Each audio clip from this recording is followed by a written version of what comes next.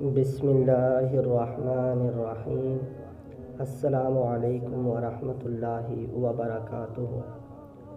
قریش کے کچھ نوجوانوں نے اس مظلوم کی آہ و پکار سنی تو اللہ تعالیٰ نے ان کے دلوں میں یہ بات ڈال دی کہ مردانگی کا تقاضا ہے اس مسافر کی داد رسی کی جائے۔ جب تاریخ میں ہم اس واقعہ کا مطالعہ کرتے ہیں تو دل سے یہ بات اٹھتی ہے کہ اللہ تعالیٰ نے اپنے گھر کے اندر ایک مظلوم کی داد رسی کو شرف قبولیت بخشتے ہوئے ان لوگوں کے دل خیر کی جانب آمادہ کر دیے۔ یہ کتنے لوگ تھے؟ اس پر کوئی مستند حوالہ ہماری نظر سے نہیں گزرا، البتہ گمان غالب یہ ہے کہ یہ لوگ درجن بھر کے لگ بھگ ہوں گے۔ نبی اکرم صلی اللہ علیہ وسلم ان میں پیش تھے۔ یہ سب لوگ اس زبیدی کو اپنے ساتھ لے کر عاص بن وائل کے دروازے پر پہنچے۔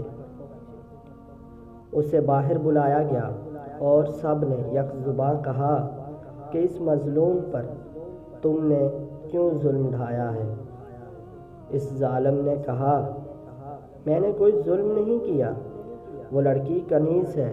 جب مال کا سودا کیا تھا تو یہ لڑکی بھی میں نے اس شخص سے خرید لی تھی۔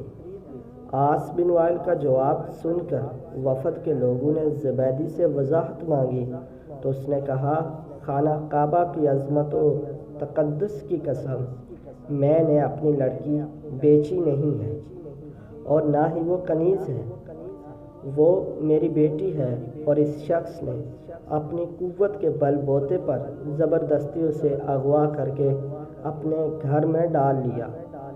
اس پر وفد کے لوگوں نے سختی کے ساتھ عاص بن وائل سے بات کی تو اس بدبخت نے اپنے جرم کا اعتراف کر لیا اور زبیدی کی لڑکی اسے واپس دینا پڑی۔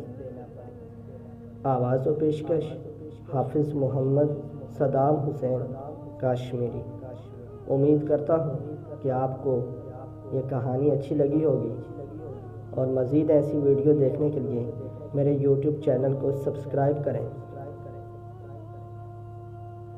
اور لائک اور کامنٹ بھی کریں۔ اللہ آپ کا حامی و ناصر ہو۔ ملتے ہیں نیکسٹ ویڈیو میں۔ اللہ حافظ۔